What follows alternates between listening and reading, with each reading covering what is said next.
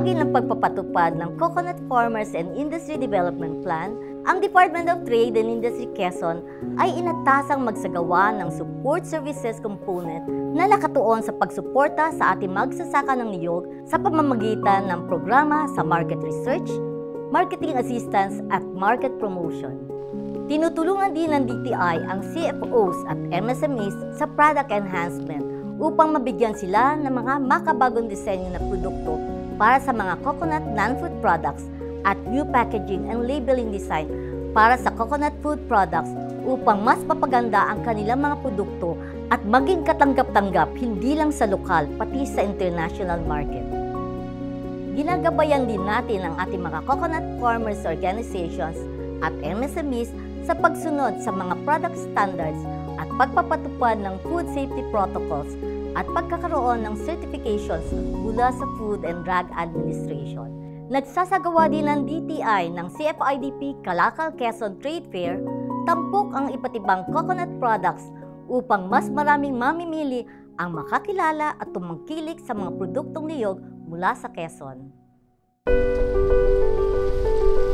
Ang Samawid po ay ito po yung samahan ng mga coconut farmers na nasa industry po ng paggagawa ng lambanog. So ito po ay nagsimula sa ano rin po ng PCA. Kasi po itong mga facilities nito ay bali grant po ng PCA para po yung mga maglalambanog ay matulungan. Kasi po isang problema din dati, malayo pa yung pagdadalhan nila ng tuba para maluto at maging lambanog.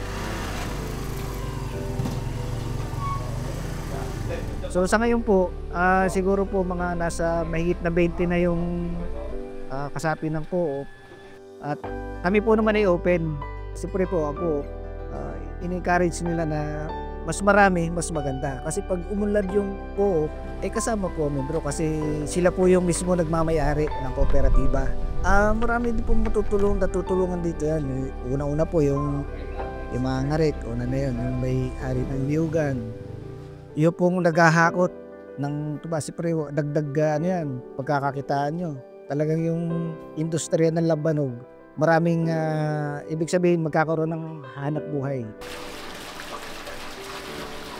So si DTI po, sila po yung umalalay sa amin para yung lambanog po ay paano ma-market, saka yung paano bihisan.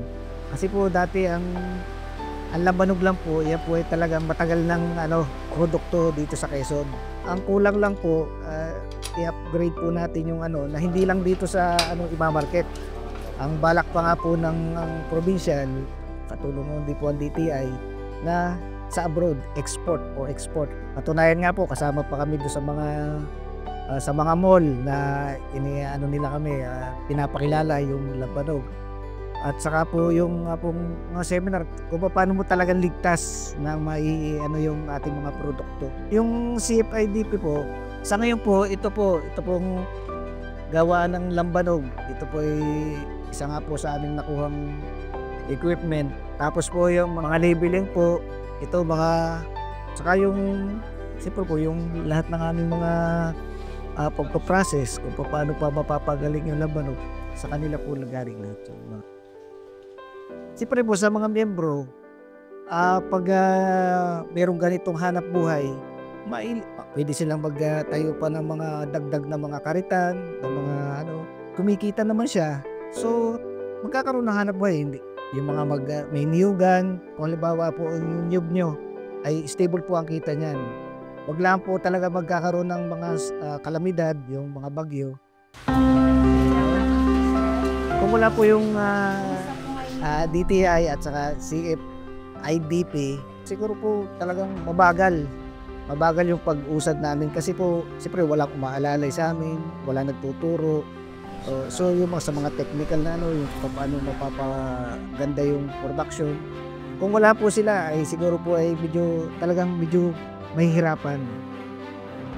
Kami po bilang nasa kooperatiba, kami po naman ay talagang sa totoo lang po, kami po ay mga walang sweldo dito. Kami po ay talagang dedikasyon lang po namin na maisulong po yung aming tinayang kooperatiba.